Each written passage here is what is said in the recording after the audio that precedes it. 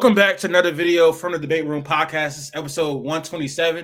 Before we get into it, make sure you guys follow the channel, like the video, and subscribe to our social media up at the top of the screen. Today we're joined by none other than KD6. Has been on the podcast a few times already, so he should be a familiar face. Obviously, Q at the bottom of the screen, always consistent. We've been pushing out a lot of content, draft content. What's that always consistent? No, I just Throwing some subliminals right I don't there. be throwing nothing, bro. I be just giving the people that's here props. I be giving my guys props. That's here, bro. I'm not throwing no shade. I always gotta give my flowers though when I in my intros. Anyways, but yeah, man, we're gonna be talking about NBA today. Some of the biggest NBA headlines from the past week, basically. We're gonna talk about the NBA Cup a little bit, but not that much because it is a few days old. NBA All-Star voting just opened up. We're gonna talk about the starters and the reserves. A new NBA straw poll opened up today from ESPN. I have a Dame. Would you rather? It's time to talk about Dame, bro. He bounced back, like I said he would. I say he would. He's probably top 20, top 25, somewhere in there. He was written off after 1 year. We'll get to it, but. We're gonna talk about should the Thunder make a move at the deadline? They look like the best team in the West right now, but there's always improvements to be made. And then Memphis returning to the top of the West. I don't even want to say what they did to the Warriors the other night. We can talk about the Warriors too. And then Cat dominating his return to Minnesota. We're gonna talk about Cat dominance and his return to Minnesota, how Cat's been playing this whole entire year, and how the Minnesota trade looks right now. So that's the whole episode. Make sure you guys tune in. We're going to get it started with the NBA All-Star starters. KD, you are the guest. So I'm going to let you do your All-Star starters first. Let's start with the West. Who are your Western Conference All-Star starters? So are we doing this like who we think's gonna be a starter, like, or who deserves to be?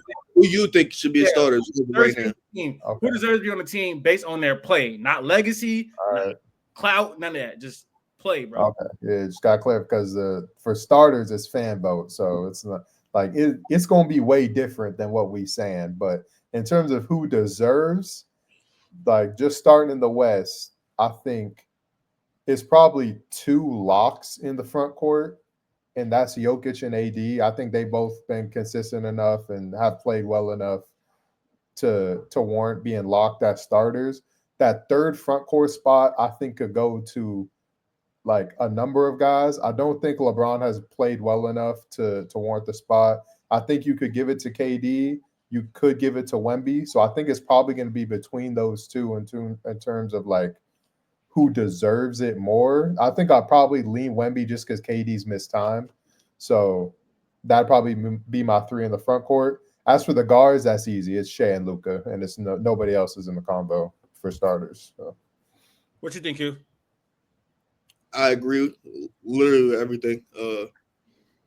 People might, get on you. Well, get on us, I guess, for the Luka thing because he has having a down year. But it's not really like a down year, like in terms of like an average all-star play. That third spot really could go to anybody. 9 times out of 10, we know it's probably going to go to LeBron. LeBron's pretty much going to be doctored in as an all-star starter till he hangs it up. But obviously he doesn't deserve it just by short, like the pure numbers. KD, based on the numbers, he should be, but he hasn't played enough games. It's hard to really judge his all-star impact for the team. I mean, you know what he is when he's on the court, but yeah, they've been trash without him. So that's probably like the biggest like nod for KD is without him. Their record is trash, and with them, they've only lost like yeah, exactly. They barely lost any games with him. So yeah, that'd probably be my starters, my saying 5 starters. I've been tagged as a KD hater by some people, but I'm gonna be honest here. I feel like KD gotta get that spot, man. They have been terrible without him. They're 13-2 when he's in the lineup. He has MVP. Okay, index. so how we know this ain't just Wemby hate by you saying no. we know you're a Wemby hater too. I don't hate Wemby. I just gotta defend Chet.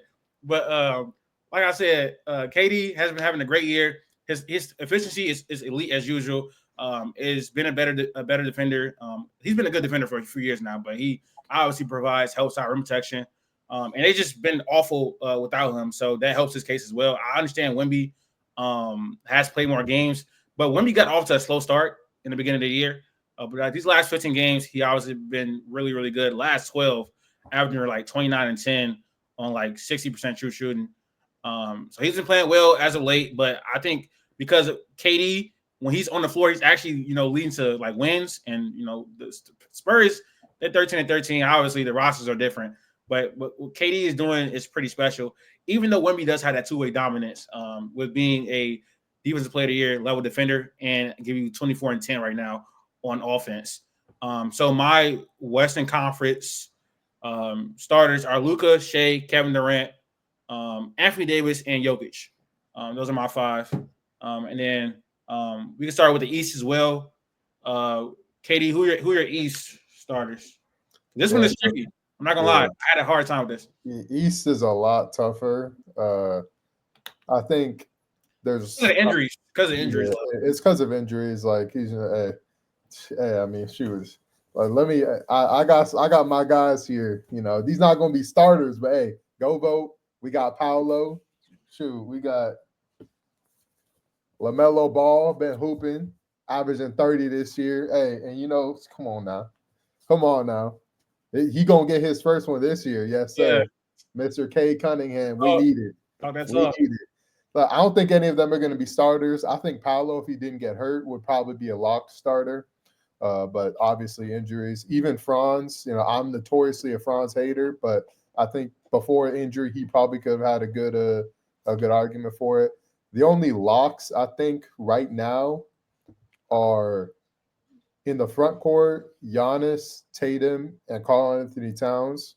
I think those 3 are kind of just like other than them, there really isn't anybody in the East like with argument because of injuries, like Paolo hurt. Joel Embiid would be a lock, but he's barely played. So in terms of the front court, it's really just those. It has to be those 3. As for the back court, that's tricky. Like it's a lot of it. The problem is like the guys who I think have been the best guards are not on good teams. Like I think LaMelo has been one of the best guards in the East. Hornets aren't a good team. Cade has been one of the best guards in the East. Pistons aren't a good team. So it's like Dame has had like a resurgence type of year. He's putting up some solid numbers, and the Bucks, kind of middle of the pack, but they've bounced back. So I think he'll probably get one of the spots. And then the other spot, it's between Spida and Garland, and it's really because the Cavs have just been so good.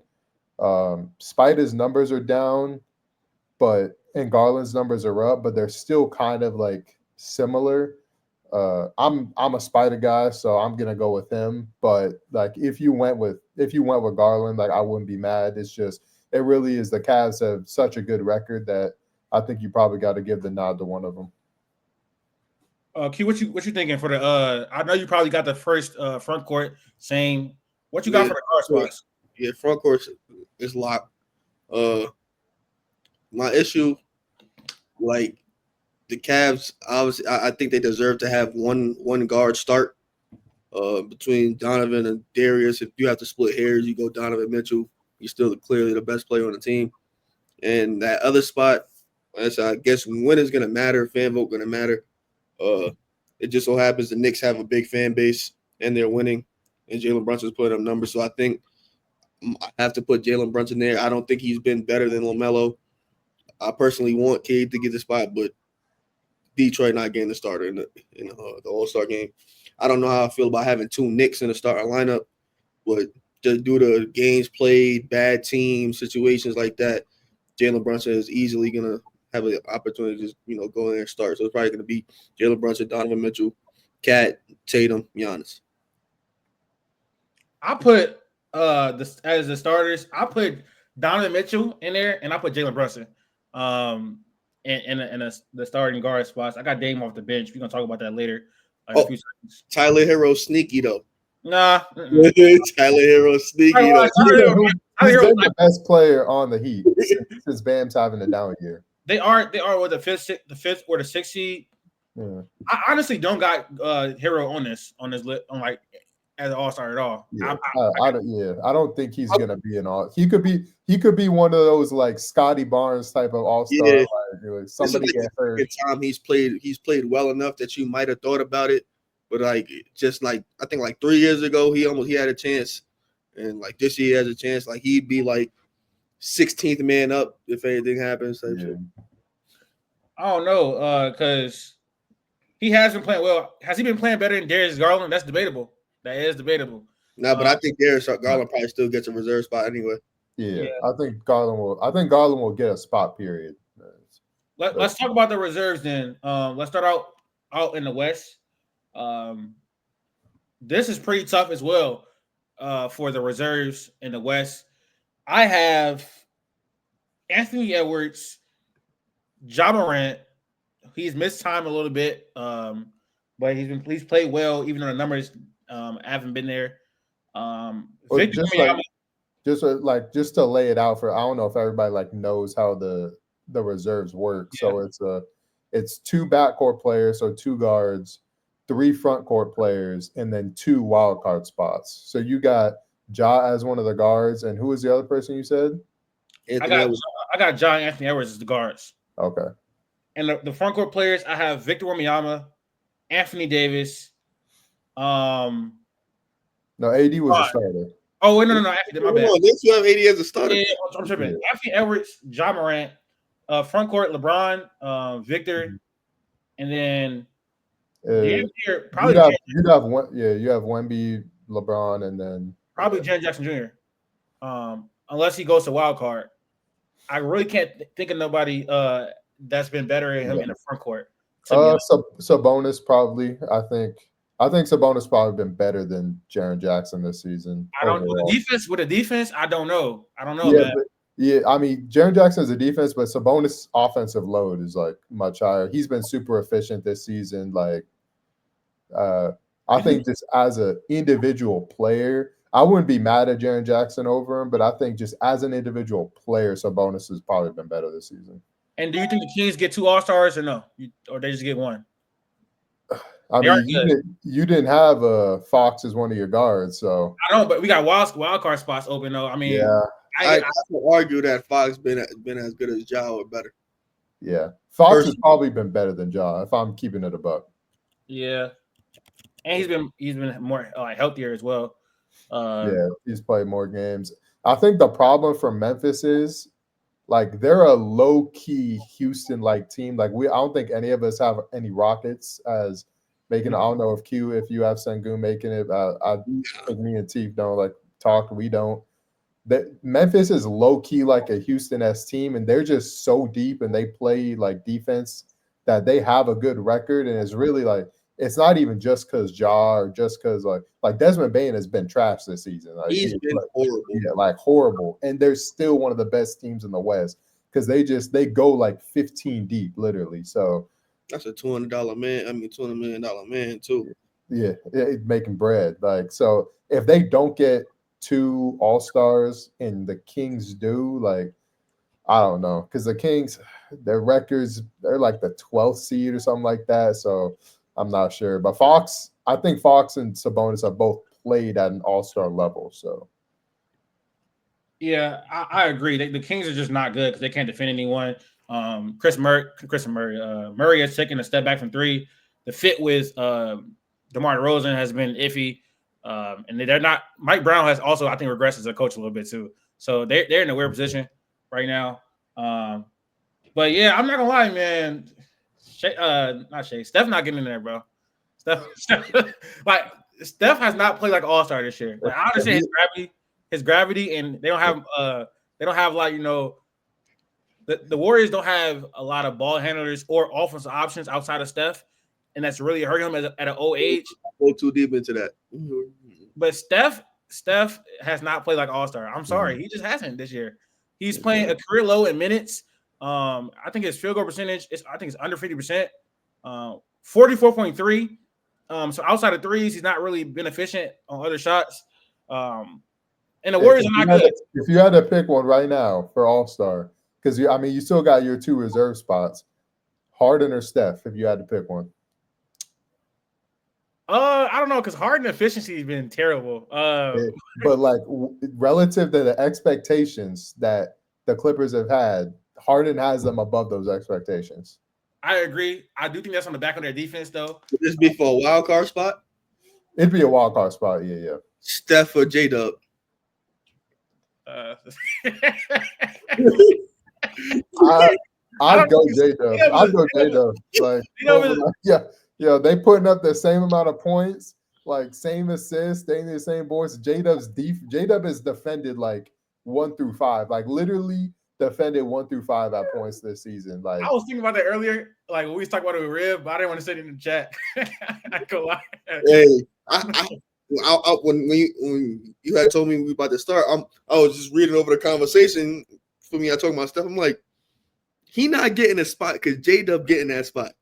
They gonna doctor in J-Dub getting that spot. They're the best team in the West. He's getting a spot. They got to get to. Yeah, yes. He has to, especially with no Chet. So there's not like a third guy to like pull votes. So like, it really J-Dub should definitely, I think, get in. It's probably gonna be as like the wild card spot. But I think he gets in because they're the best team in the West, and he's played like an all-star. There's no reason not to give him it. Yeah, man. If Steph didn't have that legacy, he wouldn't even be in consideration, bro. Yeah, he'll be a starter. Just like he's going to be a starter. Period. He's going to get so many votes, but does he deserve it? Yeah, it's the low minutes. He had 2 points last night. It's nasty. He's banned. Like he's banned. Yeah. Oh yeah, nah. You can't never bet on him again. My ticket last night. I'm like. Because I didn't watch the game, I'm just like, 15 points. You could get 15 points. I don't need you to do too much. I'm like, yo, it's like halfway through the third. I'm like, he got 2 points. I check into the game, they getting slaughtered. I'm like, oh my gosh. Steph. Sorry, buddy. I'll probably have my reserves: Anthony Edwards, Ja or Fox, Victor, LeBron, then Triple J. Wait, what? Hold up now. J-Dub. J-Dub or Triple J as a reserve? Triple J.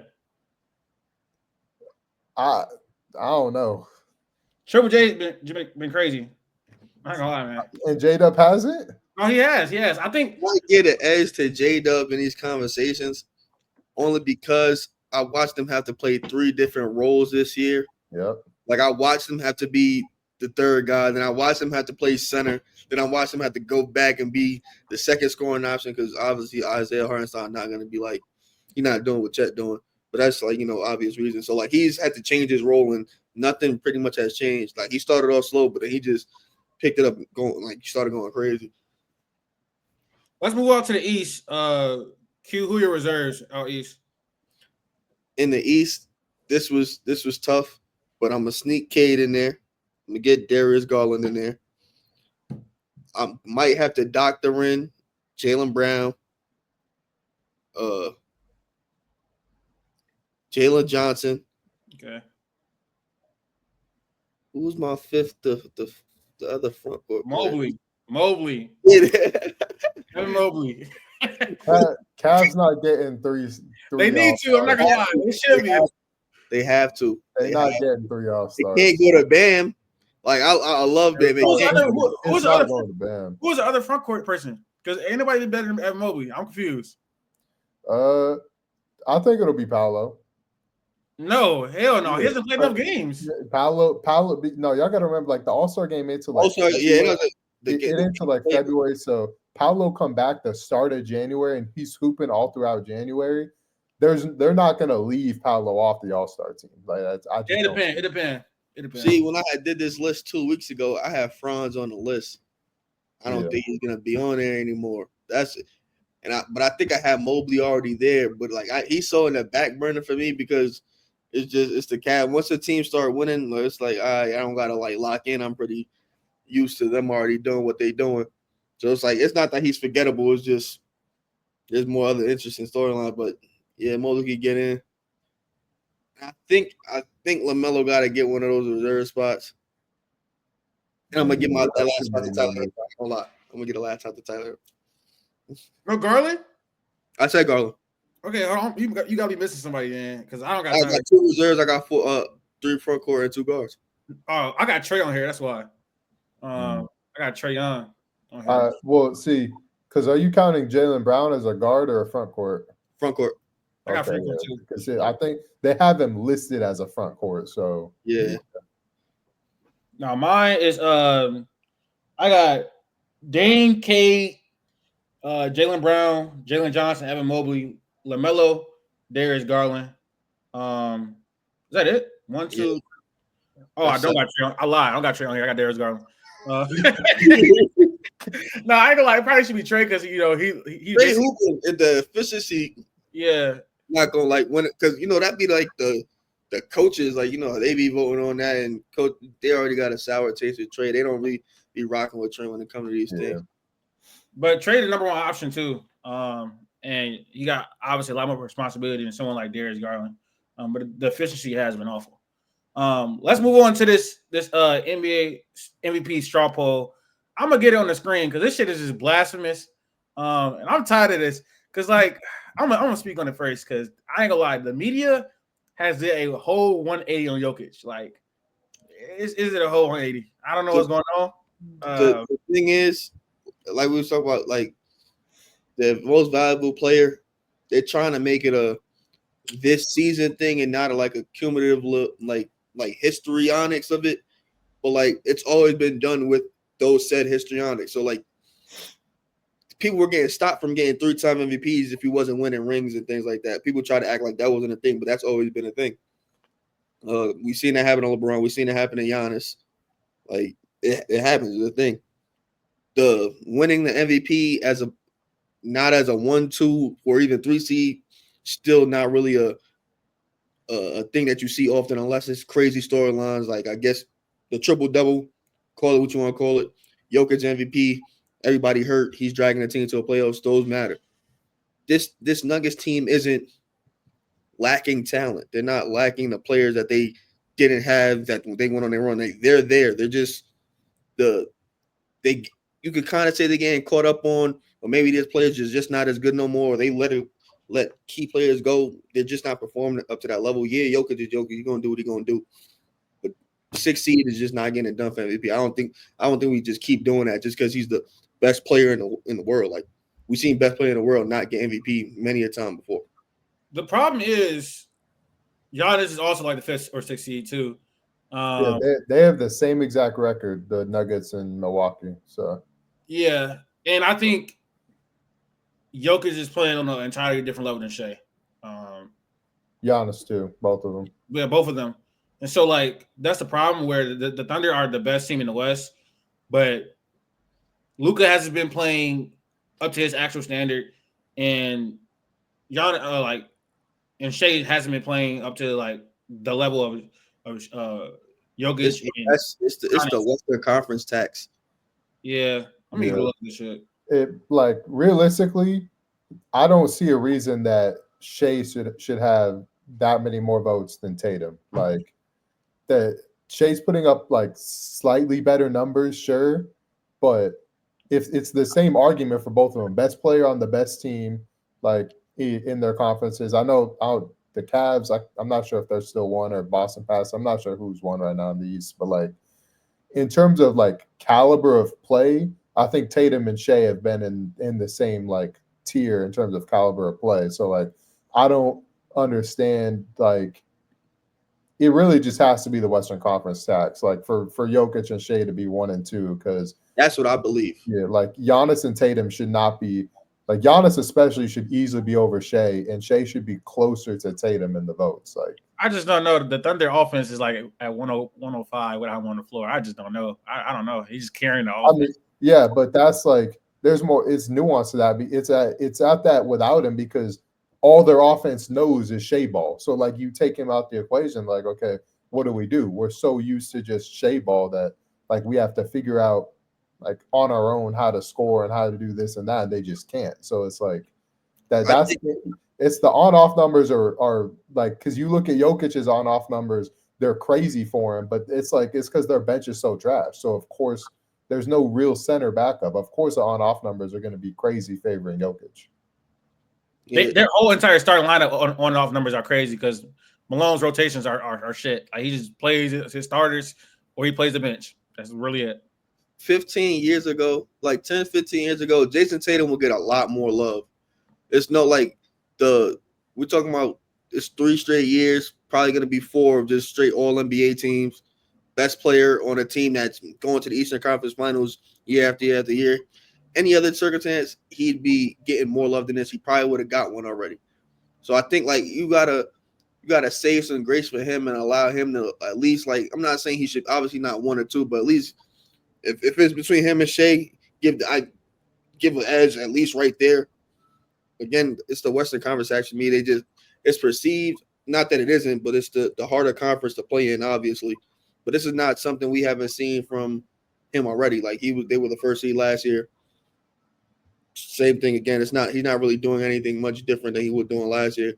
I don't think he's been better than Giannis. And him and Tatum, I argue they've been on the same tier. And Luka probably eventually, come February, is going to pick it up and his number is going to get right back to where they're going to be at. So I don't, like the gaps is crazy. The spots is crazy for me.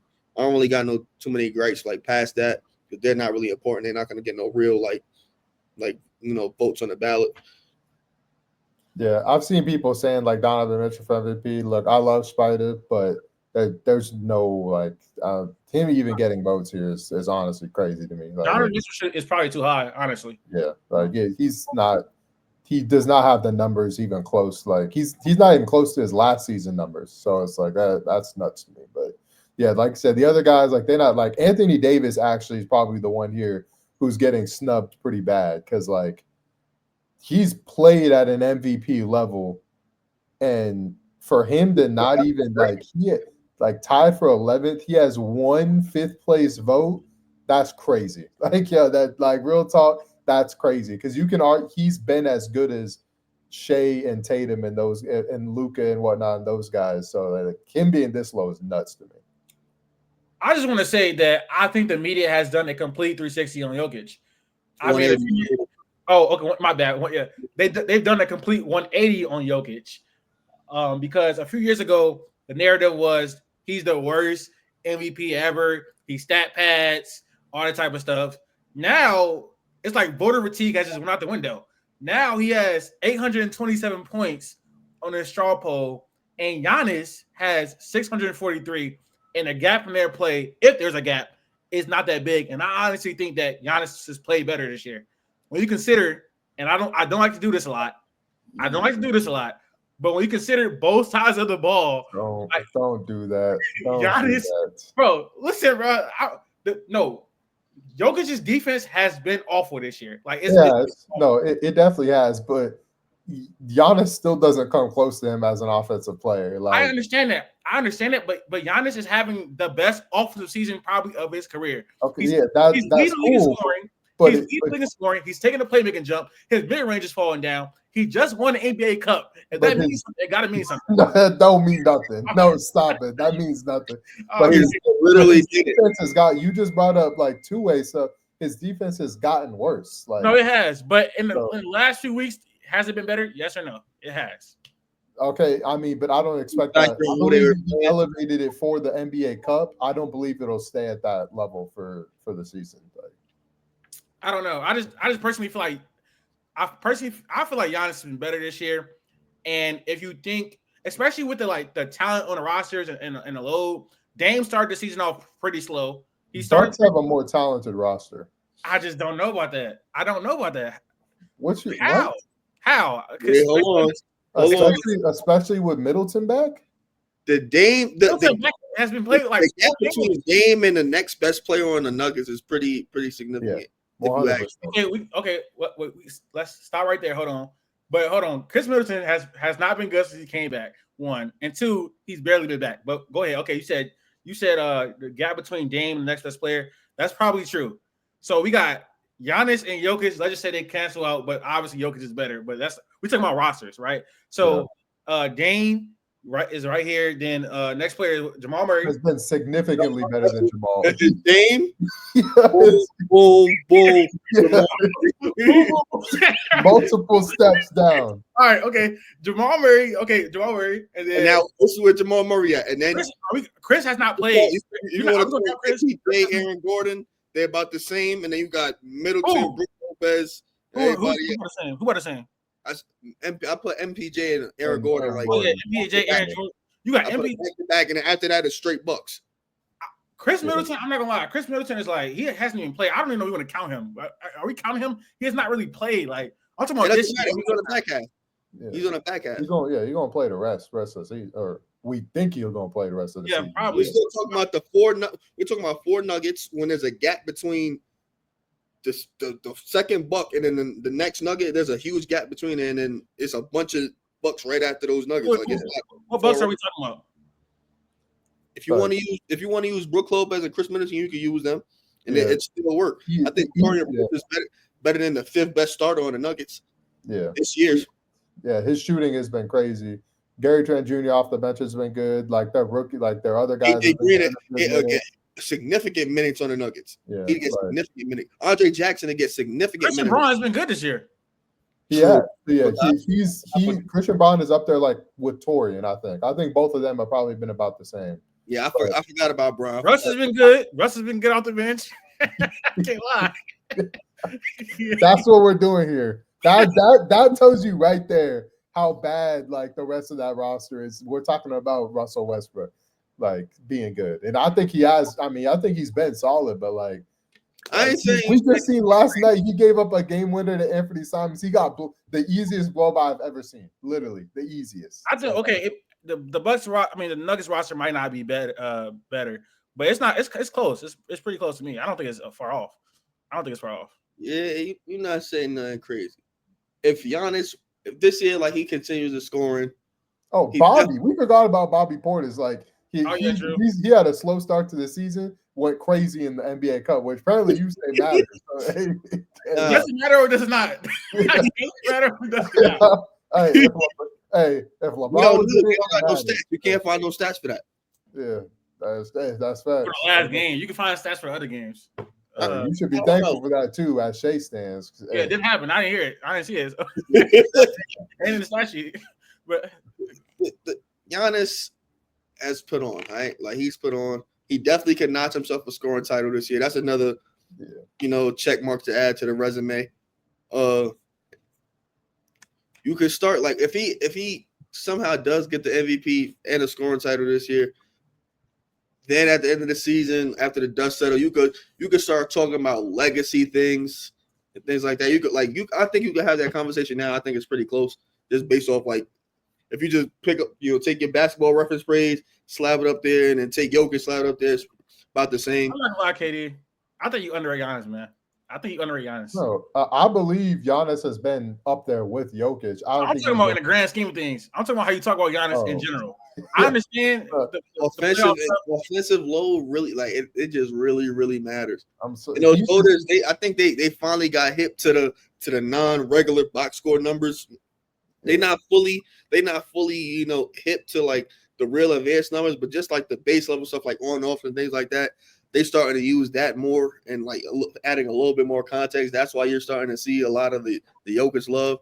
They're just like 15 years too late on actually doing that for these MVPs and just how they evaluate players. So like now it's like you're gonna get a flood of things like this happening like every single year now.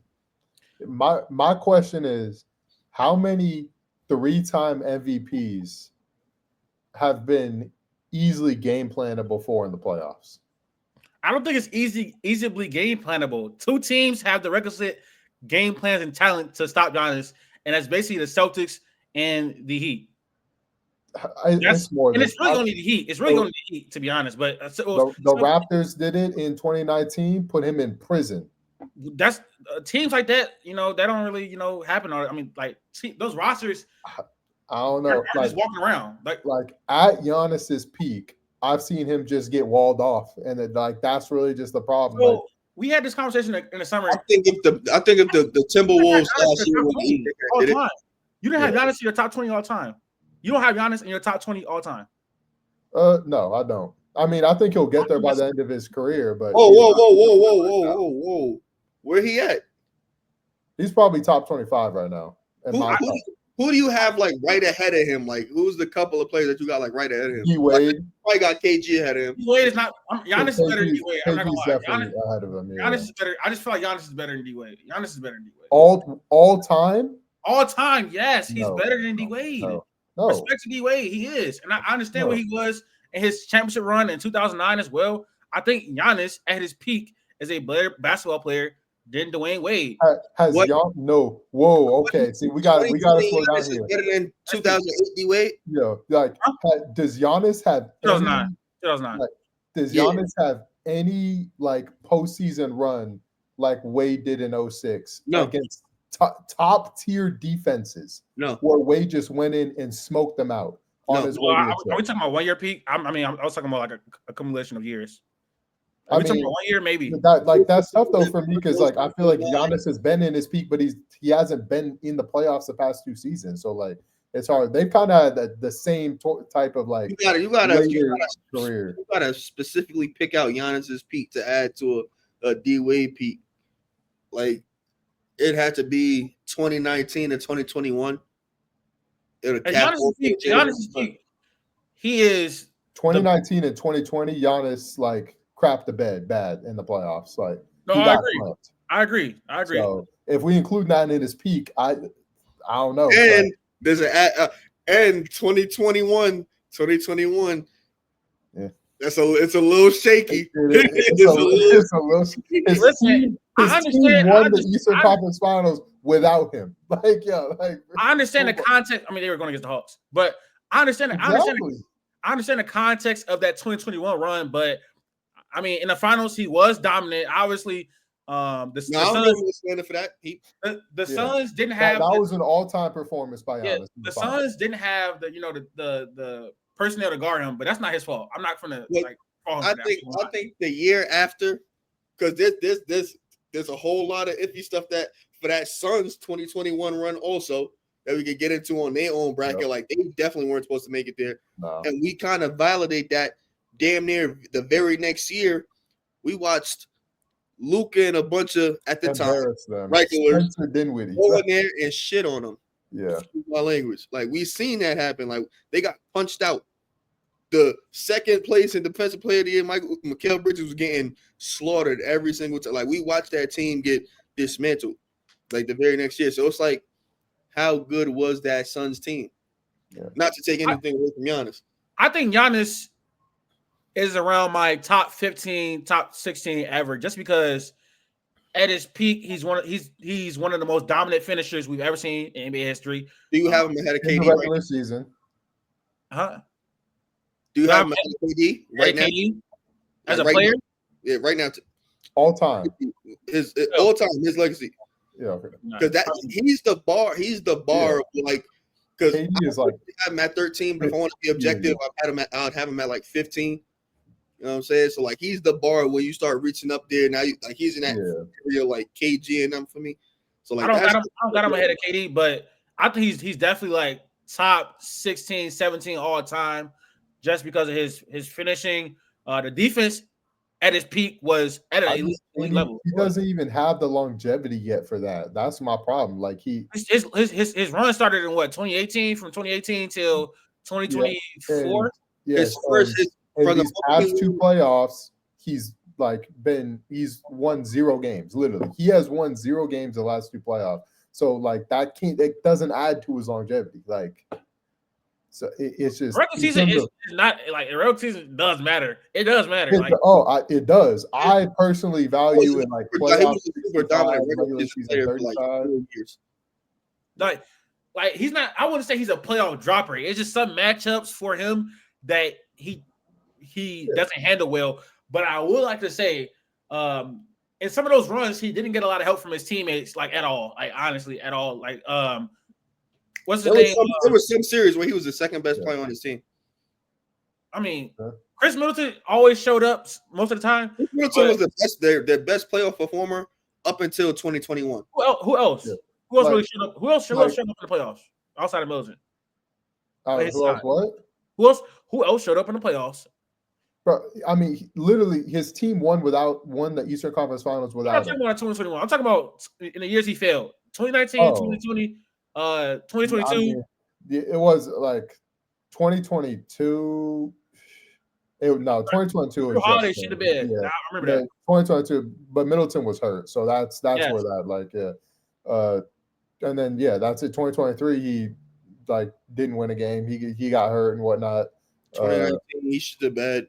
But Chris Middleton in that game 5 at home, he dropped. I think he had about 33. So so I don't know. He was playing with Eric Bledsoe, man. Eric Bledsoe was bad. That's why they made that move. That's why they made him move. He was bad. Yeah. Like I'm not saying that, but how many times can you go into a series and you not be the closer for your own team?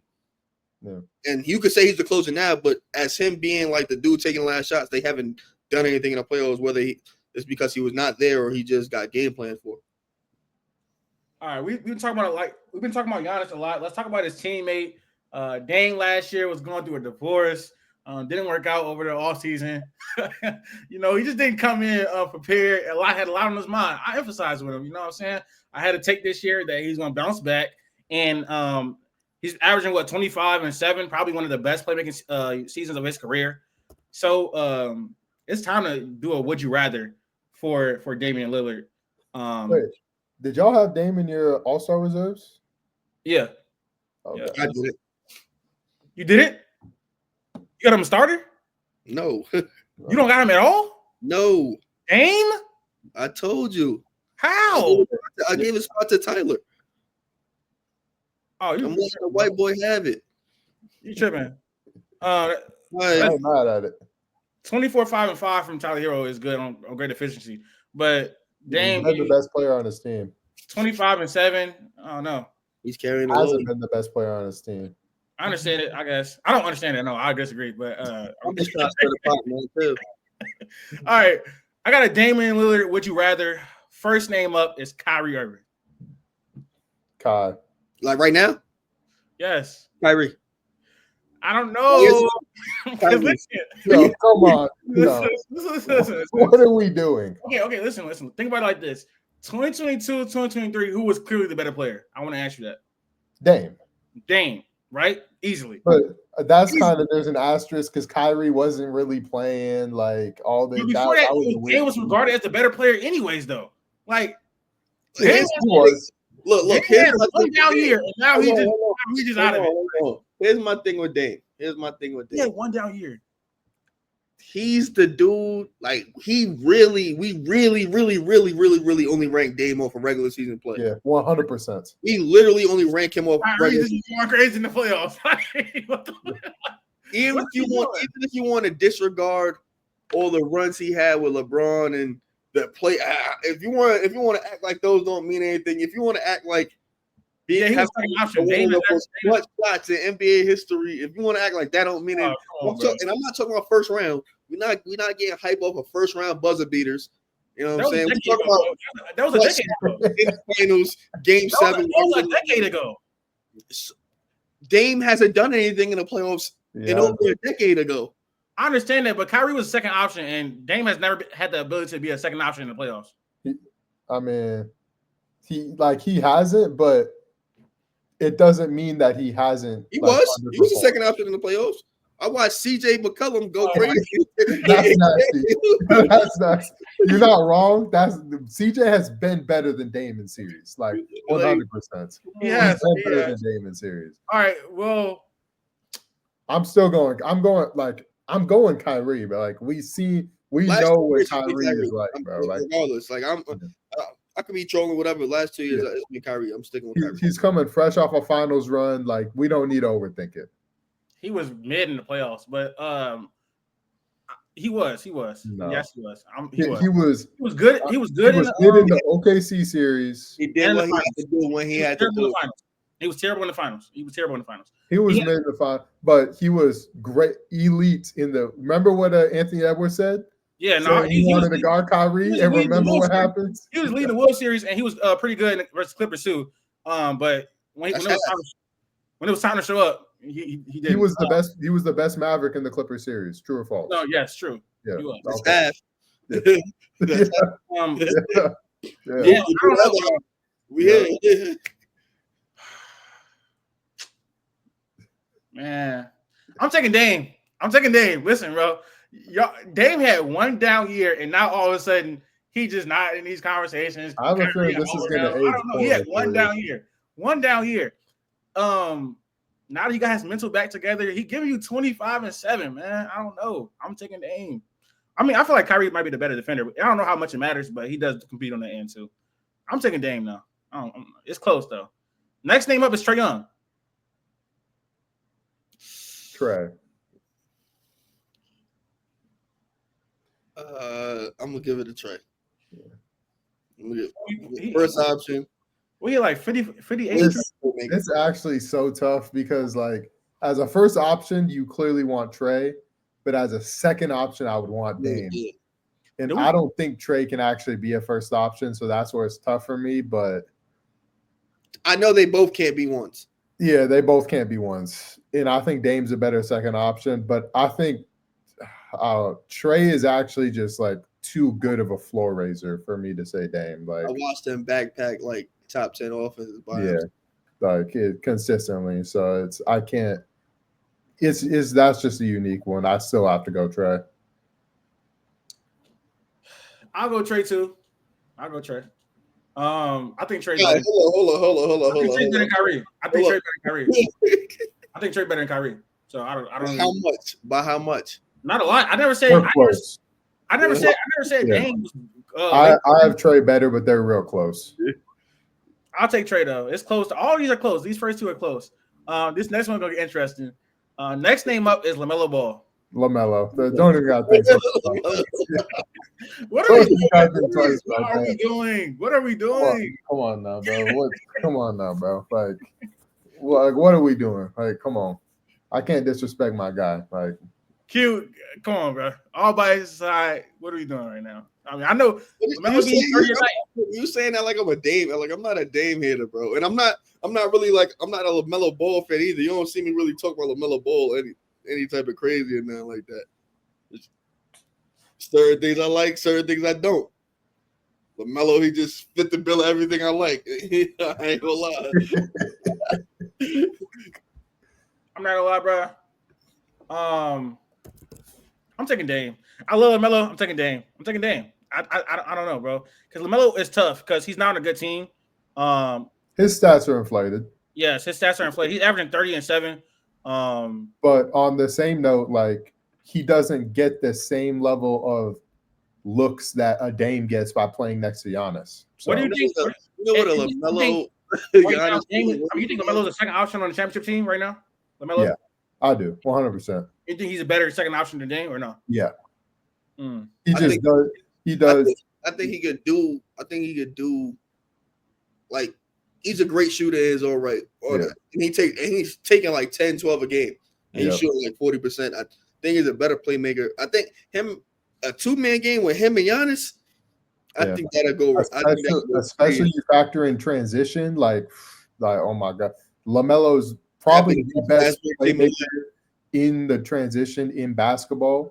Like, between just both his full court passes and him actually in transition.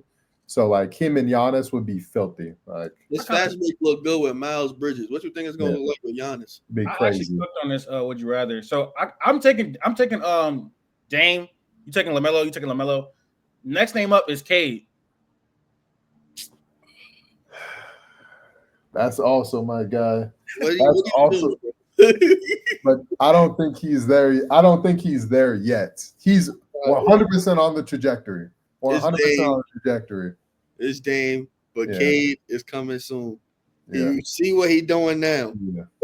Let him get any semblance of a real roster. It's up. Yeah, 100%. I'm taking Dame, but I agree with y'all. Cade will be better very soon. Next season, Cade will be better for sure. Like, there's no doubt in my mind of that. Last name is Jalen Brunson. Jalen Brunson. Yeah, Brunson. We can't disrespect what he just did in the playoffs. Yeah, he's a good playoff performer. Yeah. I'll take Brunson. Hasn't. I mean, he's still been really good this year, really efficient They too. have the number one offense in the NBA. But he's been Yeah, like they were shadowed by the second Cat. best player on the team. Best player on the team. Hey. Next thing we're gonna talk about. We talked about the Bucks a little bit because we talked about Giannis and Dame. The second team that was in the NBA Cup was the Thunder. They've been the West best team record-wise so far this season, but their offense, when Shea's not on the court and when they're not making threes, can get very, very hard to watch sometimes when Shea don't got it going from the mid-range and J-Dub don't got it going on the night. They're without Chet. And then the rest of their pieces like Lou Dort and Isaiah Hartenstein, you're not really scared of him. I mean, he can score, but like you're not really. Don't forget our bet. I know. Don't send me my money right now. Yeah, I know that the three things out there. He really thought he was going to take a 3 a game. He probably taking like 0.1 threes a game. Yeah. No, he took 1 3 a game for 3 straight games. I was like, yes, let's go. And he stopped shooting. But without Shea on the court and when he don't got it going and when J don't got it going, the offense looks disgusting. And I think right now the Thunder are the best team in the West. 0.4. Huh? 0.4. Oh, 0.4 3 points a game. Hey, he getting there, man. Come on, I need a jump. We're gonna have to shoot 10 a game for the next week just to let it go up. All right, but yeah, I think the Thunder are the best team in the West, but they still have the opportunity to improve on the margins, especially in a playoff setting, or like last year can repeat itself if they don't make a move at the deadline. Obviously, Chet is not here, so it's kind of hard to evaluate the offense without Chet. But they lack volume shooting. They lack creation outside of J-Dub and Shea. That's pretty much. I think that's all they lack. They still lack size. Yeah. Well, yeah, they don't have a true wing defender. Like it's J-Dub. Like it's 6'5", 6'6" at best. That's like, you know what I'm saying. You usually want that area to be 6'7" and up. Lengthy things like that. Like you said, they need. I got a question for y'all. What? We know the Thunder have been dominating the NBA, but what move can they make to what move can they make to improve on that? Basically, at the deadline, there's not one move. I don't think there's like one move. Yeah, it's tough because no matter what, you're gonna your starting lineup is just like weird because I think Cam Johnson would fit them really well. It's like a big wing who can light it up from 3, which he'd be him or Isaiah Joe, you can call it what you want, but he'd probably be their best shooter. If not best, then he'd be their second best shooter. But if you start him, then that means you're bringing Hartenstein off the bench with Chet at the 5. So you're just going to be smaller. Like you can't run that out against Denver. That's just I think Cam will be clearly the best shooter because he's a more volume than Isaiah Joe. But go ahead. Yeah. No, you're good. Yeah. You can't roll Chet out the 5 against Jokic or even the Lakers against AD. You just can't do it. So then that means you have to bring somebody off the bench. Is it Dort? If you do that, then your defense in your starting lineup is a lot worse. Or you bring Cam Johnson off the bench, to start Hartenstein, so you can have another big. So it's a weird the way their team just the roster is constructed is just in terms of the start the 5 players you want on the court, it's just going to be tough because you have the Hartenstein Chet dynamic, Shea, and then J-Dub. You really need somebody that can play defense like Dort, but is also a legit 3-point volume scorer, and that's why that is an all-star level player. So that's the type of thing they would need, and that's just not out there right now. I still think they lack real playmaking ability. Yeah. I think that's still very lacking.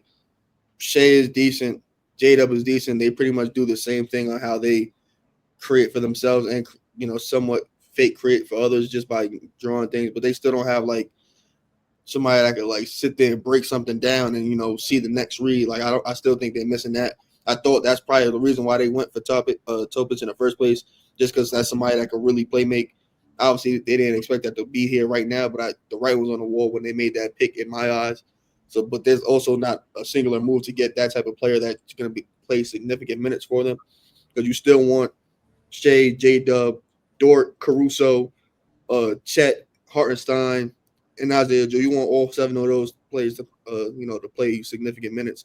Where's the minutes going to come from for that person and a Cam Johnson / DFS? Like that's the problem when you have like a loaded a roster like this, especially when you're focusing on like 3 to 4 main guys. You want them to get the bulk of the minutes, but there's still a lot of things to be had, and you want the ball in their hands, but they're still not inept at they're not great at doing all the things necessary for them to be really playing 40 minutes a night in the playoffs. Yeah. I know Colin Sexton not making $5 million a year. He's not. He's making about 17. I'm about to say it's like 15, 17, something like that. Yeah, they probably couldn't get Cam and Colin Sexton at the same time. No, too much money, unless you traded Hartenstein. I think there is, and it's all speculation, but there's been some De'Aaron Fox, some talk about, I don't know, he might not sign an extension, and I think he can end up in Miami. Yeah, but I don't think Fox is who OKC would go for. I actually think Sabonis would be a really good fit for OKC because he gives you that playmaking and passing that Q you said that was missing. He gives you the big body that you want at the 5. You could run him with Chet. Chet, exactly. Like you can run them together. Protector. Yeah, and Chet is your rim protector, and then your passing is solved by Sabonis. Like he fixes like the playmaking issues. I still think you probably want like somewhat of a better shooter than like Dortz, but they can go get that and figure that out. But yeah, they have the assets to get whatever they want. It's just exactly Sam Presti has to be able to make the tough decisions, which I know he can. I've watched Sam Presti make tough decisions. She let Harden go. Like we've seen him do the tough things. It's just a matter of you wanna. I don't think it's bailing too early because this is a great core, but like you might have to let go of a Dort to get something back. And Dort's been there for a while. He was there when y'all was bad. It seems crazy now when things starting to go good. You just let him go. Especially given his contract, I think he does probably have to go. Honestly, I would genuinely move Lou Dort if I could get Colin Sexton and Cameron Johnson. I would do that. I would definitely do it. They probably got to move Aaron Wiggins and Isaiah Joe to as well to do that as well. If Caruso hasn't had his offensive woes this year, if he didn't have his woes this year and like he was as good as he was last year on the offensive end, shooting the ball, then they probably wouldn't be clinging to Dort so much. They probably would have let him go and got something back because Cam Johnson we know is on the table. The Warriors could have got him if they gave him Kuminga. What you think? Like they could have took Dort and 2 first-round picks or something like that, and they could have got him. No, because Colin Sexton is still one of the NBA's best kept secrets, man. He just dropped 30 on the Pistons last night. Dude was averaging 16 on like 61 true shooting. He's shooting 44% from 3. His ability to get to the rim is ridiculous. He can play, get to the rim, shoot the 3. Colin Sexton would be a great fit as like a backup point guard for this team. I'm not gonna lie, if they could possibly get Colin Sexton and Cam Johnson, I would feel a lot more confident about them beating Celtics. I'm not gonna lie, because it's like you get more volume shooting, you get Colin Sexton who can come off the bench and be an auxiliary piece and pressure. That's the thing. Like when you get to the playoffs, like it's really like your top 7 is really what matters. Like, and that would be their top 7, top 8 with Hartenstein. Yeah, that's Chet. iHeart, but Colin Sexton, Caruso, Kaysen, Caruso, Hartenstein. Like, see now we at 8. Caruso's gonna play minutes, bro. He's gonna play. That's cool. So you got an 8-man rotation. That's kind of cutting it close. Not too mad about it. Did you include Hartenstein in that? Yeah, I included okay. Yeah. The best players would be Colin Sexton, Isaiah Hartenstein, and it'll be 9. It'll be 9. Caruso and Kaysen. It'll be 9. 9-man rotation. That's not too bad.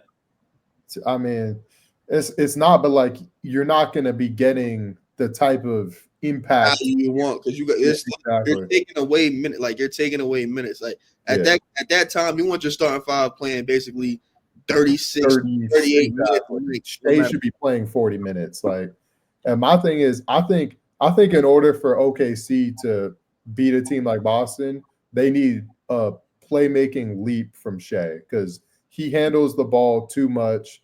The offenses ran through him too much for his playmaking to be. They get tired. They'll be able to stay stagnant on their man. They ain't got to make too much extra decisions, things like that. They'd be just waiting for him to take a shot, pretty much. Exactly, and Boston like has bodies, and not even just Boston. Like I personally have Dallas coming out the West, and I think even to beat Dallas, I know they beat Dallas in like the little cup stuff, but there's no PJ. PJ Washington is their guy to guard Shea. Like they're like that. That's the Shea stopper. So like, why do you do this? Why do you do this, bro? I got like they're just gonna load the box on Shea, like PJ on him, force him right into Derek Lively or Daniel Gafford. How did it work last year? Let me know the outcome of that series, bro. Don't 30-8. Don't 30-8. Nothing else. What happened? How'd the series end? Don't tell me nothing else but how'd the series end. The series ended in a very, very close 6 games. Like I said, you guys disagree on it, how close it was.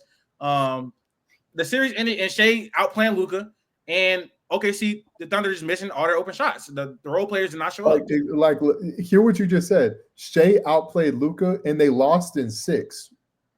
Yep. And you want to talk about missed open shots. If you want to use that context, the series over in 5, if the Mavericks hit one more of the 15 free throws that they missed in game 5. They were a bad free throw shooting team last year. And on top of that, I don't know why you're all of a sudden trusting them to hit shots. We just seen in the NBA Cup final, they couldn't buy a 3. NBA Cup final don't matter. What are we doing? Doesn't matter. We're doing not. Buy a 3. Doesn't matter. We're doing not. Hey, when it comes to Shea slander, it matters. That's all I'm saying. Yeah, but no, they couldn't buy a 3. So like, what makes you think that things are going to be different? There is a concern. That's why they probably need. I mean, Cam Johnson's only one player, but I think he helps it a lot. Because he can also put the ball on the floor and attack closeouts too, pretty well. So yeah, he'd definitely be a good addition for them. But if you get Cam Johnson, you're giving up Dort. Who's guarding Luka? I don't think you got to give up Dort to get Cam Johnson. You can give up Aaron Wiggins and Isaiah Joe, and I would definitely do both of those. I don't know if that's enough salary. They're making 10. They make 21 or 22 together. Yeah. Together, okay. You need to include some more. It'd be close, like because Cam Johnson, it says he makes like 24, but he actually makes like 26 or 27. He hasn't set. That's also what Brooklyn is going to take. Kenrich or somebody else. I don't know. They can definitely make it work though. Yeah. Let's move on to Memphis. They put belt to ass to Golden State. Really bad. Draymond Green, hilarious stat line. That's my goat, man. Hey, I don't care. After triple zeros, we ride. The Warriors started out really good this year, and they have lost 2 of their last 10 games. They are terrible. The real new the Warriors. I was arguing with Riv in the Discord. They didn't have a single. They had one impressive win, and it was over Dallas. Every other win, like against good teams, was like it didn't matter. Boston, no Jaylen Brown, no Porzingis. Like I'm not moved by that. They got smoked out by Cleveland. Like they didn't have good quality wins. They just beat a bunch of bad teams and beat a bunch of injured teams. So like it was just known that they was gonna come crashing down, like down from earth. So, and that's they pulled a regular like bad team in the beginning of the season. Shocked the world. I know it's the Warriors. They got Curry. Draymond is like, it ain't really shocking that if they win the game, but eventually the not having the second really good creator on the team, like eventually that was going to catch up to you. And now it's starting to catch up to them Curry was doing his thing in the beginning. He's older. Things start to wear down. We see it at the end of last season when you got to carry that much. Your legs just ain't got it. Not everybody is a 6'9" freak from Akron, Ohio. You feel me? Sometimes people are mortal and they just get tired, and that's just what's happening. So James Green, his role is specific. His role is not to dribble, tween, bang. You know what I'm saying? That's not what he does. He still needs the requisite offensive pieces around him for his ability to really work. Wiggins, he's strictly defense, and I'm gonna attack and close out here and there. It's just not. He's had a better season, but he's not he's not a true creator. Creation, like that's just what it is. That's why pairing a Zach LaVine down there, regardless of how you think the fit is, just somebody that could go get a bucket. They just needed to go do that. Whether like they hung on to Pods, they had a chance to get better offense, and they overvalued a rookie season from a player that now they wish like it's probably the 10th man at best right now. There's a lot of moving parts. I think Mike Dunleavy has I think he has to get a lot of the heat for this. I'm not gonna really blame the players. I think I'm gonna blame the GM for not making the moves and not making the calls. He just got there. I mean, it's like his second, third year. I mean, I don't know. To be honest, like he was in a pretty tough. Do you think he was in a tough position with what he inherited? The first year, because we going into a second. He had an opportunity to maximize the timeline. Pods is not maximizing the timeline. Yeah. They already didn't extend Jonathan Kuminga, so you already knew it was up in the air. And the thing with that is, if you're not going to pay him and you're going to try to use him as trade bait, you have to just let it go. And the thing with that is, if you would have extended him to try and trade him, there was a time limit on when time had to expire when you're going to be able to trade Kuminga anyway. Like you wouldn't like Jalen Green, he wasn't going to be able to just trade him right away. There's certain things there's certain moves that he could have just been made. Like sometimes you just make the not making a move just happen too late when you realize you should have made the move, or you overvalued your player too much. Like you overvalued a Pod's rookie season, and you made him somewhat untouchable for a proven all-star that does not really need the ball in his hands, but can still do a lot of things that you need to, be a successful basketball team. That would have fit them perfectly. Yeah, I definitely think in terms of the Lauri trade specifically, he fumbled. If I'm not sure what the reporting is, but if it was on the table for Pods and whatnot and their picks, they should have done it. There's really no excuse. A rookie that was a late first round pick. I'm sorry that he wasn't even a lottery. You give him up to try to help Steph win another championship. As for the Paul George stuff, I actually fell on the side I wouldn't trade because they wanted Kuminga and all this stuff. I fell on the side I wouldn't trade them for Paul George. Knowing the contract you would have to give him and knowing just Paul George is not the same player he was, I agreed with not going for him. But Lauri definitely, it's just a fumbling. And this team, I do think that if they go get Vooch, they'd be a good bit better. Vucevic has played. He was one of my all-star reserve nods. I think he's Q had Tyler Hero. Vooch would be my guy for that. He's played like an all-star this season, has been super efficient, knocking down his threes. He'd be a really good fit for them if they went to go get him. But beyond that, they can't really make any meaningful changes to the roster to win a championship or anything. So, and you preemptively answered my question. I was going to ask you. Steph is clearly regressing. They have hit a wall this season. They did trade for Dennis Schroeder, who has been having a great year in Brooklyn. What can the Warriors do to give Steph a shot at another title at all? Obviously they can't really do shit, but what can they do to salvage this season? That's a better question. There's I don't think there's a move that guarantees they're gonna win anything significant. There's Jimmy Butler reports out there.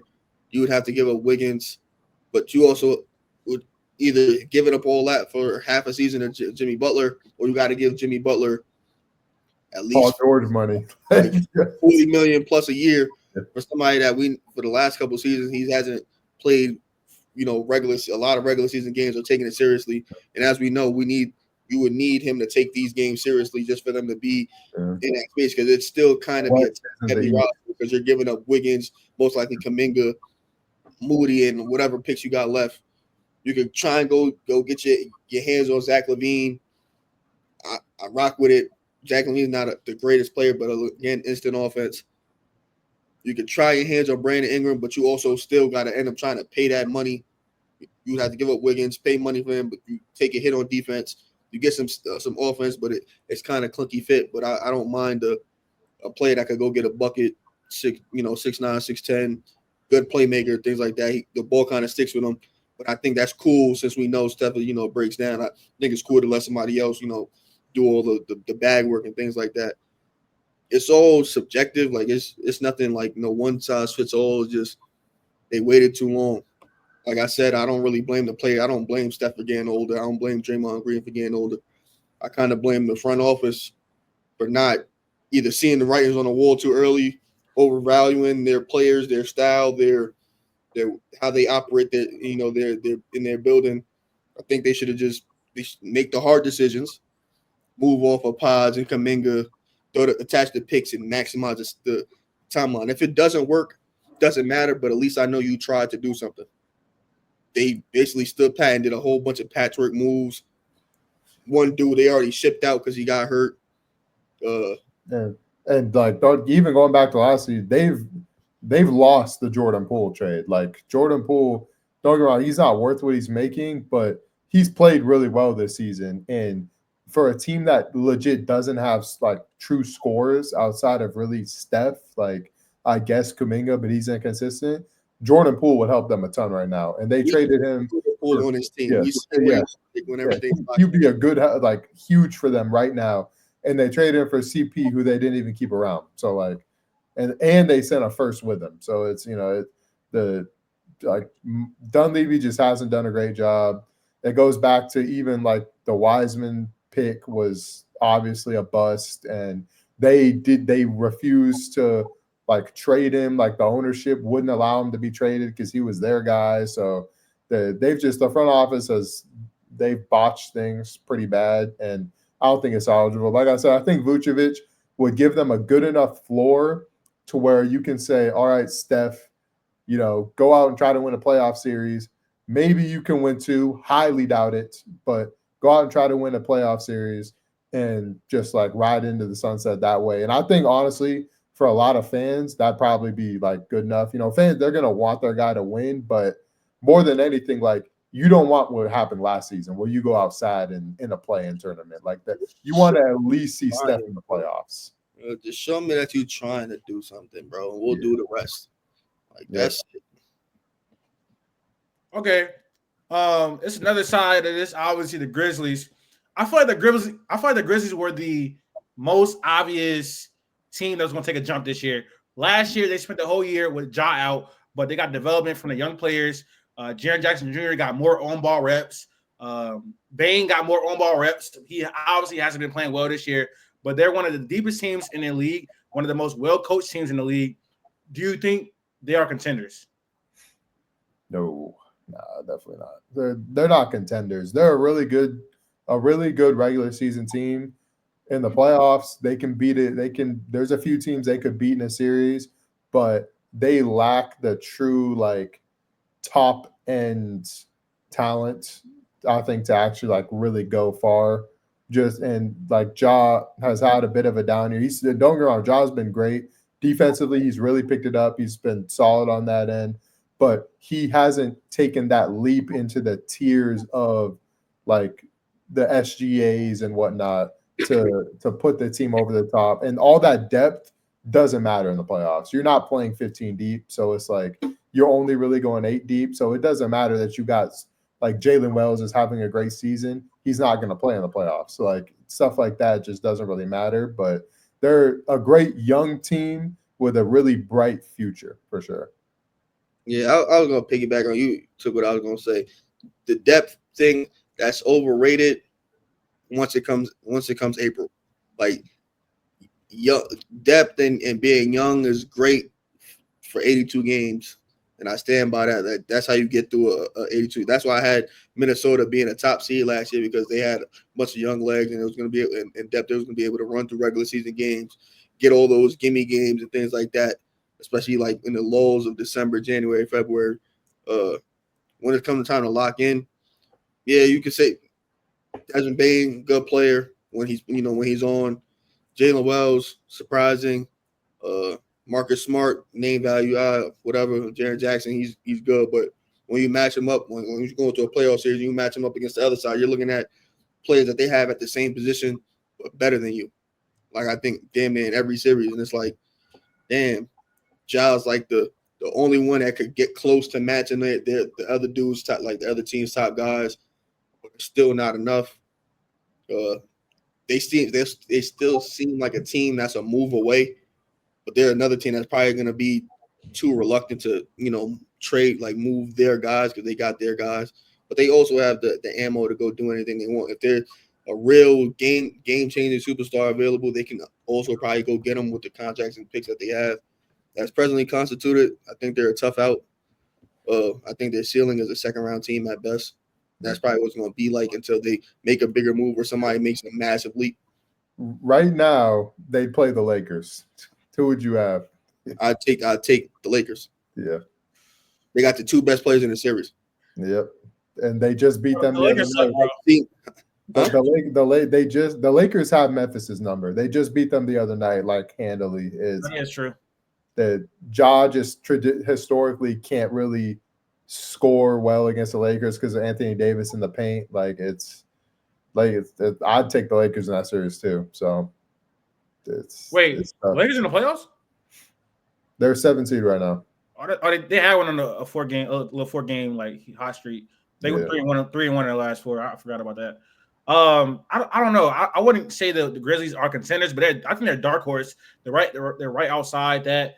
If their defense can really lock in and give a team an issue, or they get like a favorable matchup, they could make some noise. They're really well coached again. They do have depth, but I think depth, I don't think it's overrated in the playoffs. I just think you got to also have that top end talent. You can have both of the things, like depth and top end talent, that you could go far.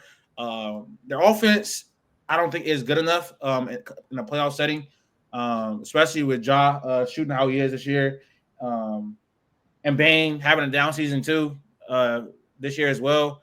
I don't know what moves they can make necessarily to actually like get better as far as like in the future to like increase their ceiling, because I don't think John Morant could be the best player on the championship team. It has to be. Whoa! I don't think that.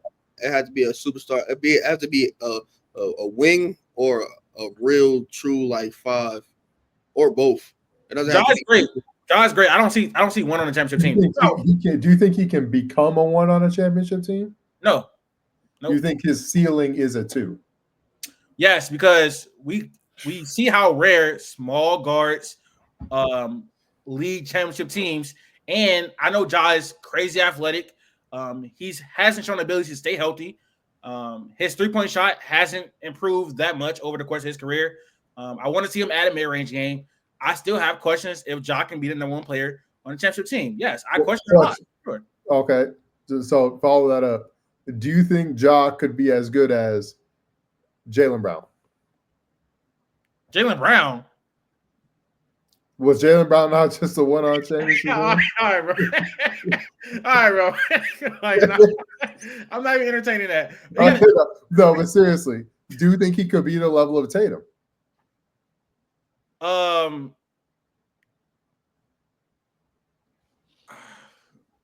Tatum was in a perfect situation, and he has a more valuable archetype. So I think that's a cop-out answer. Yeah, it is a cop-out answer. He can be the 8th best player in the league, yes. I just think I think you took the easy way out.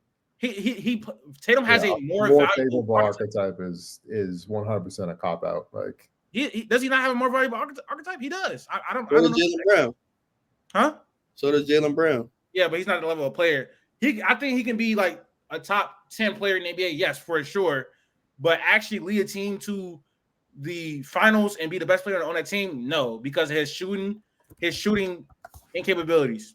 I don't think he can do it. So what's different between him and Shea then? Like in terms of neither of them are really. Ja's a better outside shooter. Shea shoots threes, and Shea has last year he knocked down threes in the playoffs. But I think Shea's a better shooter from mid range. I think Shea is a playmaker. Huh? He's not as good as a playmaker, no. Yeah, but he's also not. I know John Morant has been defending this year, but Shea's a much better defender. He's bigger, and he's a much better player. I don't know. It's not close. So yeah, but it's like that's my. He's a much better scorer than Ja. He's a much better scorer than Ja. And I think the jury is still out on Shea. Don't get me wrong. Ja this season has taken a step down. Shea's not like a 22-year-old Ja was averaging 27 on good efficiency. So I understand that. And he's a better playmaker than Shea. So like, yes. So to say his ceiling can't be there is what I'm struggling with. That's why I just can't get on board. I just don't think he can, bro. Because he's a small guard. We've seen it. It doesn't happen. You don't build around small guards. And again, it's pretty injury prone. You said Memphis is a dark horse. Yes. If they beat a team in the playoffs, of the three teams, do you think they'd had an easier chance beating the Nuggets, the Mavericks, or the Thunder? Nuggets. Yeah, you're ridiculous, bro. No, it's not the Thunder for sure. Because they got the Thunder. The fact that you had to say it's not the Thunder means you know it's the Thunder. Bro, they have the rim protection to the same thing. I obviously like Chet's not Anthony Davis, but they have Chet. Okay. They have Isaiah. What are we doing right now? They have really good guard defenders. Come on now, what are we doing? Like I say the Nuggets because their defense is the worst out of those three teams. That's why I say that. Obviously, Jokic is Jokic. But I think Memphis is equipped to also guard OKC though. That's the thing. Yes, because of Jaren Jackson Jr. and he can do it. I mean, I don't even know. Yeah, they also have good wing defenders. They do have Vince Williams and Marcus Smart, like all those guard defender. But like Gigi Jackson's solid defender. I don't know if I'd really trust him that much in a playoff series. He's too young, but like outside of Jokic, how much do you trust the Denver offense? What do you mean outside of Jokic? You can't do that. The offense. Playoff time, he's playing 40 minutes a night. Yeah, I understand that. He's gonna be on the floor, but I'm talking about like the other players. Jamal Murray has been in a slump. MPJ gonna knock down threes, but his playoff he doesn't really show up in the playoffs. Aaron Gordon is gonna be Aaron Gordon, but it's like they can't stop Jokic at all. But I don't know what lineup they run, but possibly having Triple J roam and try to stop him that way. They don't have the really. I'm not trying to play devil. Can they stop Ja? Be serious right now. Can they stop Ja? With Jokic rim? No. I'm not trying to play devil's advocate too much, but you just explained how like the offense wasn't that, or like the other players outside of Jokic wasn't that in the playoffs. But we just watched the same thing happen to the Thunder. What makes you think they're not gonna do the same thing again? What you mean? Everybody outside of SGA wasn't in the playoffs. You can make the same argument. Like you can make like what there's nothing that showed that there's nothing that's happened that's telling you that something's going to be different. Like we're not going to know till we get there. You trust the offensive players outside of like Ja probably more than you trust the offensive players outside of Shea on OKC. I don't agree with that. I don't agree with that. I'm not even, but that's not even the comparison I was making. Okay, maybe not if Bane continues what he's been doing, then probably not. But if not, like you probably trust they're better shooters. They're literally just better shooters, more consistent shooters. Like you trust them to knock out shots. I think the Grizzlies can give the Nuggets a real fight for sure. I think they can because you're ridiculous. They don't have the rim protection. Memphis and OKC. Then it's not 1-on-1, but I think stylistically, like based on the teammate, is about the same. And Bane, he's not having a good year, but I think we could either label this as a little slump, or we just know this is the outlier right now because he's been. I don't. That Yeah, I think it's a slump. Yeah, you know what I'm saying. So we I just think see it's slump, yeah. the JJJ offensive. If we didn't see what he did last year, if we never seen that, and then he was doing this, you could call it an outlier. But now we know. Well, at least we can see right now that's carried over. So now we can pretty much guard him. He gonna have a demon guarding him. Sure. Yeah. and that other demon, my guy, that's my guy. I don't want it to be misconstrued. I still rock with, bro. But we talking about it. This is also a DPOY player, another rip attack, like another dude, same makeup. It's not 1-to-1, but we're talking about.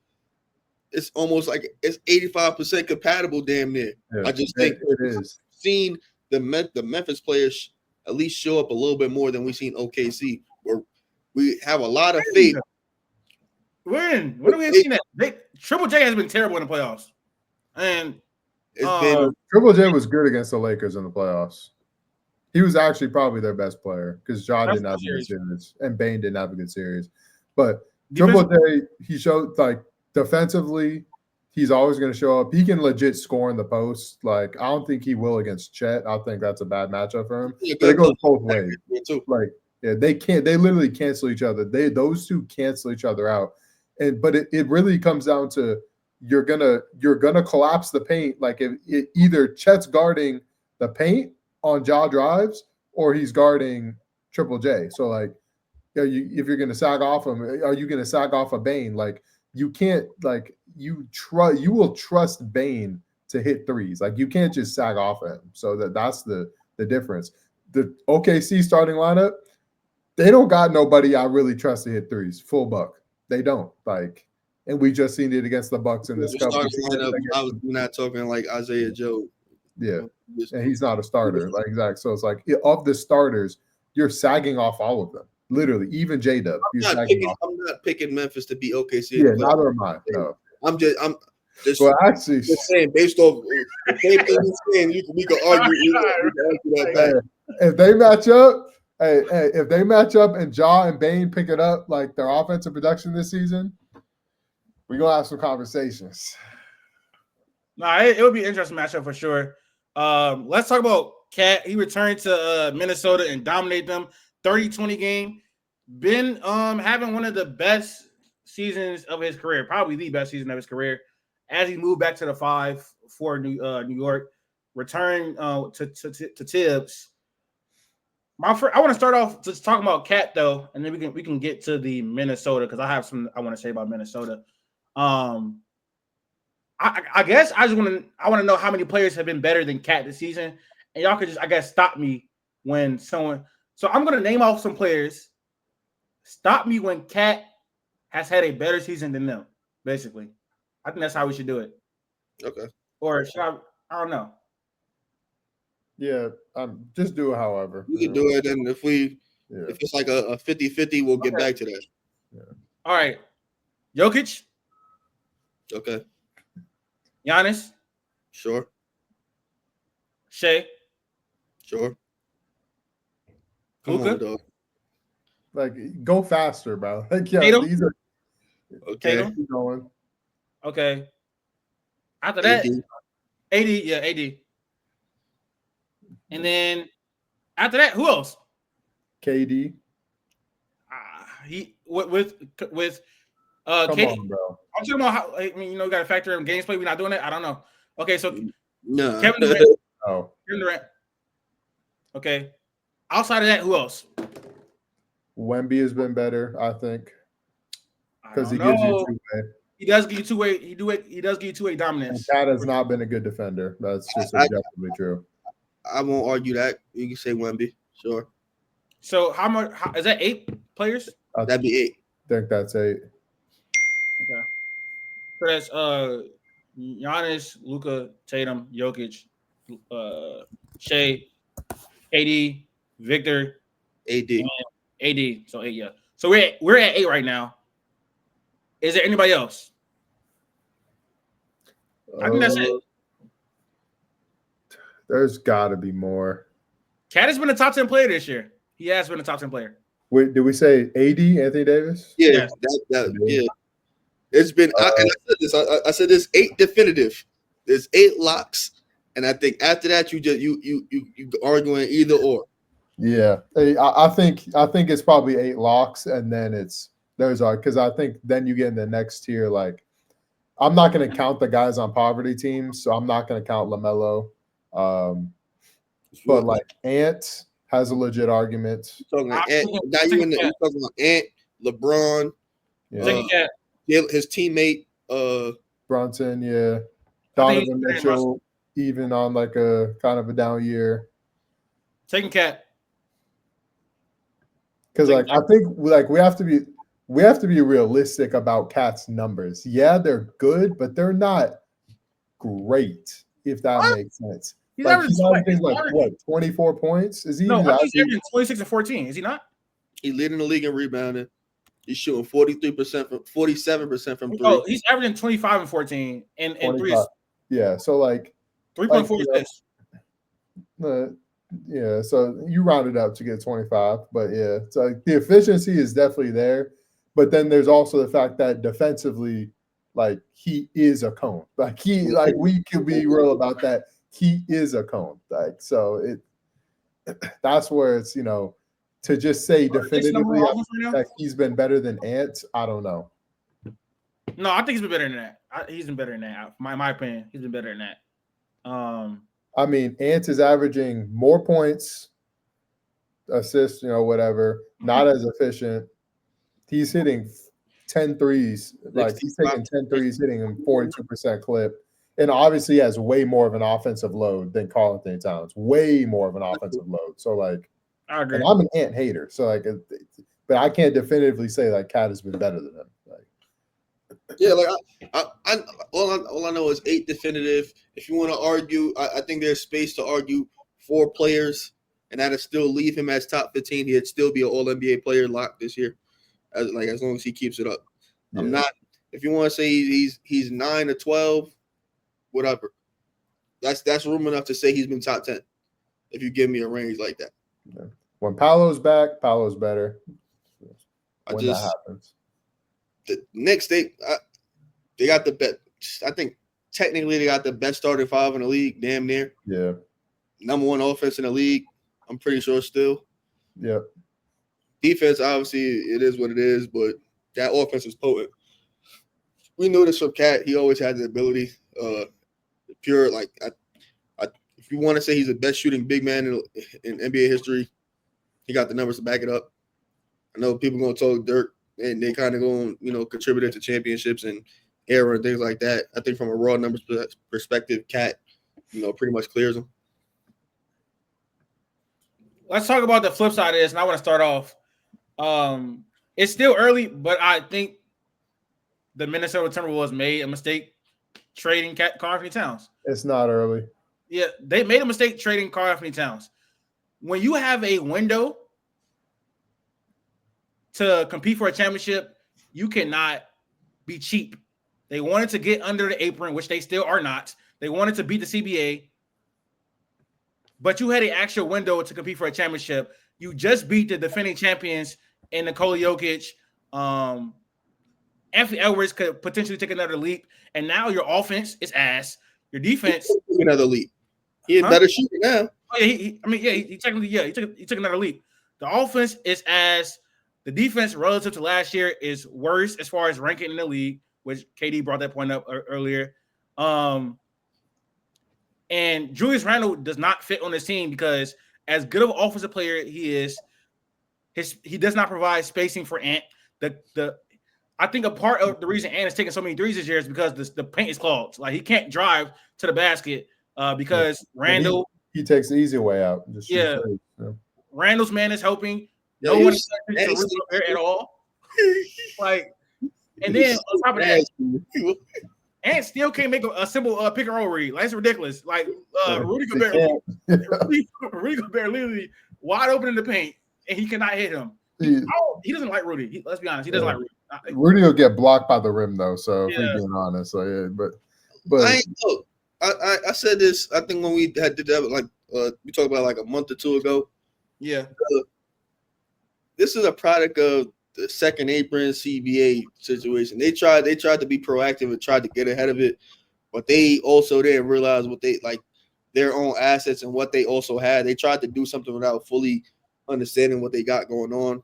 Yeah, you tried to maximize the timeline and make sure you have enough room to, build around Anthony Edwards. But the thing is, one, you don't got assets to go get anything to put around Anthony Edwards.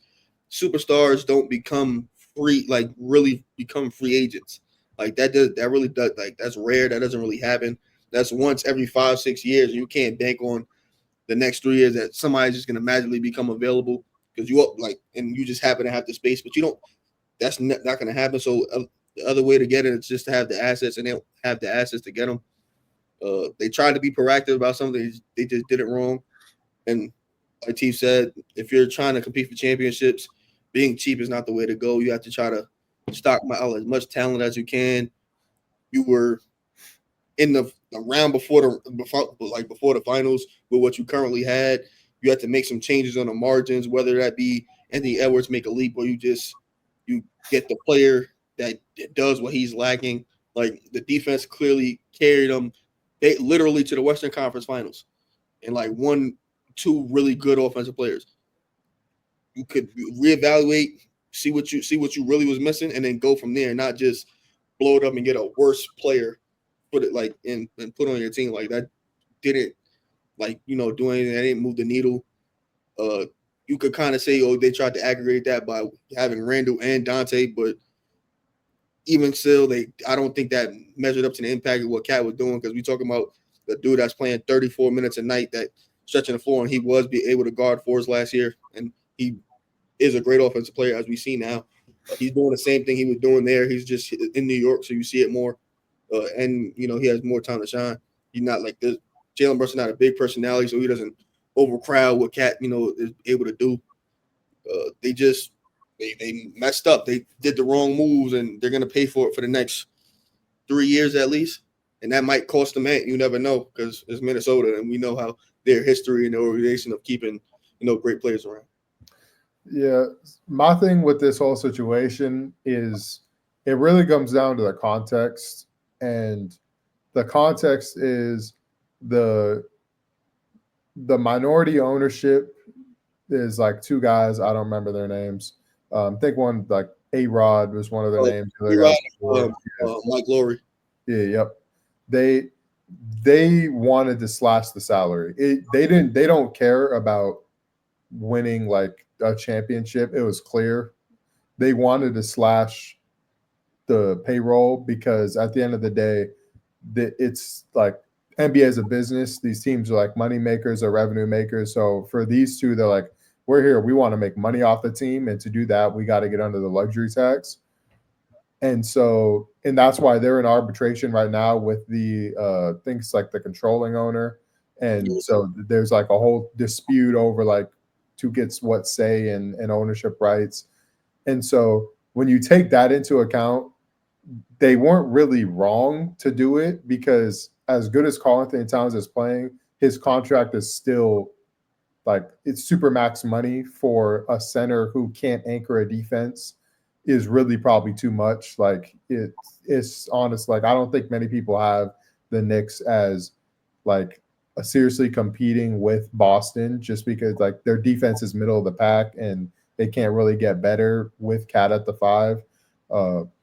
And so from that perspective, I understand why they did it. They're getting Randall. They're not going to bring Randall back. I don't think they are. If they do, it's going to be much cheaper than, like, he's not going to be making like a super max like Cat is. So I can't say that they were wrong, because this is just how the NBA goes sometimes. For a small market team, that they care more about being under the luxury tax than they care about keeping talent or competing. Look at the Pelicans right now with Brandon Ingram. Pelicans have never once any season been a luxury tax paying team ever in the history of their organization.